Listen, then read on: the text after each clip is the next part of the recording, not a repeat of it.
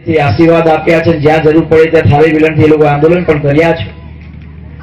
તમે બધા જાણો છો કે ચૂંટણી ખૂબ નજીક છે.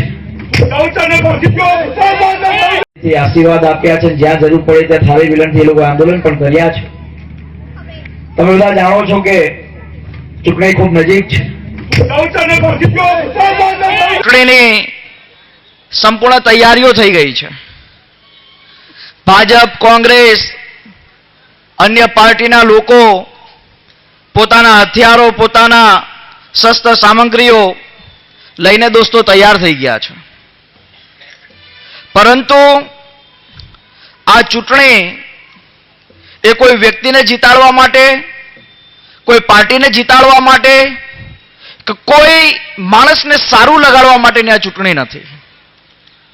આ ચૂંટણી ખેડૂતોની આત્મહત્યા રોકવા માટેની, ખેડૂતોને ટેકાના ભાવ મળે એના માટે, ગરીબ ગામડાના યુવાનને સારું શિક્ષણ મળે, એના શિક્ષણ થકી એને રોજગારી મળે, ગામડાની અંદર જે ગામની અંદર આજ પણ એમ્બ્યુલન્સ નથી જઈ શકતી, સારું સ્વાસ્થ્ય નથી, હોસ્પિટલ નથી, એ જગ્યાએ કોઈ મહિલા પ્રેગ્નેન્ટ હોય તો એને તત્કાલીન હોસ્પિટલ લઈ જઈ શકાય, યુવાનો પોતાની ઈમાનદારી સાથે જીવન જીવી શકે, અને ભારતની અંદર જે રીતે બંધારણનું અપમાન કરીને લોકોને રોકવાનો પ્રયાસ થઈ રહ્યો છે એ બંધારણને બચાવવા માટેની આ ચૂંટણી છે.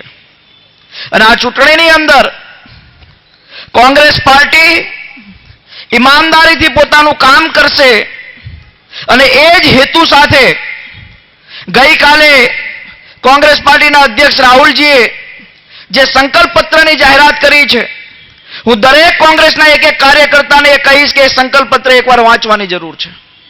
એ સંકલ્પ પત્ર ગુજરાતના 6.5 કરોડ લોકોની સાથે સાથે ભારતના 125 કરોડના મુખ્ય મુદ્દાઓ સાથે જોડાયેલું સંકલ્પ પત્ર છે.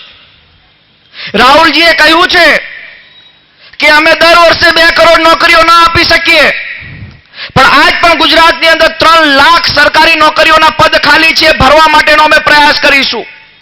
આ ભારતની અંદર આજ પણ 32 લાખ સરકારી પદો ખાલી છે, એને ભરવાનો અમે લોકો પ્રયાસ કરીશું.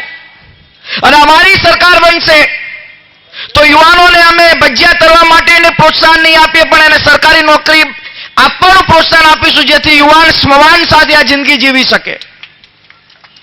દોસ્તો, જે રીતે નરેન્દ્રભાઈ ગુજરાતની અંદર મુખ્યમંત્રી હતા, વારંવાર લોકોને ગુમરાહ કરવાનું કામ કર્યું છે, જે રીતે ખેડૂતોની આત્મહત્યા દિવસે ને દિવસે વધી રહી છે, જે રીતે યુવાનોને રોજગારી નથી મળતી, જે રીતે ગુજરાતની અંદર મહિલાઓ અસુરક્ષિત થઈ રહી છે, એની વિરુદ્ધમાં એકવાર ભારતીય જનતા પાર્ટીની વિરુદ્ધમાં જાગવાની, બોલવાની અને મતદાન કરવાની જરૂર છે. અને આ કામ કોણ કરશે? આ કામ તમારા લોકોએ એક એક પરિવારે, એક એક ગામે, એક એક સોસાયટીએ, એક એક તાલુકે જઈને કરવું પડશે. ભારતીય જનતા પાર્ટીના લોકો મંચ ઉપરથી કહે છે કે કોંગ્રેસે શું કર્યું 60 વર્ષમાં. એ 60 વર્ષનો ઇતિહાસ એકવાર બતાવવાની જરૂર છે. કોંગ્રેસે શું કર્યું 60 વર્ષમાં? જ્યારે આ ભારત દેશ આઝાદ થયો ત્યારે 5 ગામડાની અંદર વીજળી હતી, અને 60 વર્ષની અંદર ભારત દેશના 1.25 લાખથી વધુ ગામડાઓની અંદર વીજળી પહોંચાડવાનું કામ આ કોંગ્રેસ પાર્ટીએ કર્યું છે.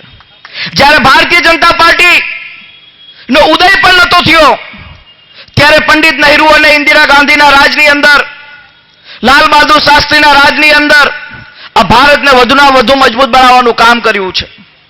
હમણાં હું અહીંયા ભારતીય જનતા પાર્ટીના કાર્યાલય જોડેથી નીકળ્યો, ગજબનું આલિશાન કાર્યાલય બનાવ્યું છે, આજુબાજુ ગજબના ફોટા લગાવ્યા છે, મોદી સાહેબનો ફોટો વ્યવસ્થિત આવે એટલા માટેનું કામ કર્યું છે, સાથે સાથે અમિત શાહનો સારો ફોટો આવે એના માટેનું કામ કર્યું છે. પણ બધા ફોટાની અંદર એમને ક્યાંક ને ક્યાંક એમનો ઘમંડ દેખાઈ આવે છે. જો 2019માં અમારી સરકાર બનીને તો 2019 પછી કોઈ દિવસ અમે ચૂંટણી આ ભારતની અંદર નહીં થવા દઈએ, એ ઘમંડ સાથે એ લોકોના ફોટા દેખાઈ રહ્યા છે. આ પોરબંદર લોકસભા, ગોંડલથી લઈને કુતિયાણા અને પોરબંદર સુધીની આ મોટી લોકસભા છે. લલિતભાઈ એકલા ગામડે ગામડે નહીં ફરી શકે, ગામડે ગામડે ફરવાનું કામ પણ દોસ્તો તમારે કરવું પડશે. પરમ દિવસે મહેસાણાની અંદર ગુજરાતના મુખ્યમંત્રી વિજયભાઈ રૂપાણીએ કહ્યું કે ગુજરાતના યુવાનો અને હાર્દિક પટેલ જેવા યુવાનો અલગાવવાદી છે. અને એના 10 દિવસ પહેલા આજ Vijaybhai Rupani made in Burma એને એવું કહ્યું કે કોંગ્રેસ પાર્ટી પાકિસ્તાનની પાર્ટી છે. કોંગ્રેસ પાર્ટીના પ્રમુખ કોણ રહ્યા છે એમને ખબર નથી. કોંગ્રેસ પાર્ટીના પ્રમુખ અખંડ ભારતના શિલ્પી સરદાર વલ્લભભાઈ પટેલ રહ્યા છે. નેતાજી સુભાષચંદ્ર બોઝ રહ્યા છે. લાલા લજપતરાય રહ્યા છે. મૌલાના અબુલ કલામ આઝાદ રહ્યા છે. પંડિત નહેરુ રહ્યા છે. અને આવા મહાન સ્વાતંત્ર્ય સેનાનીઓને પાકિસ્તાન કહીને આપનું અપમાન કરવાનું કામ આ ભારતીય જનતા પાર્ટી કરી રહી છે. આજે આ મહાત્મા ગાંધીની ભૂમિ પર છીએ. સુદામા ચોકની આ ભૂમિ પર છીએ.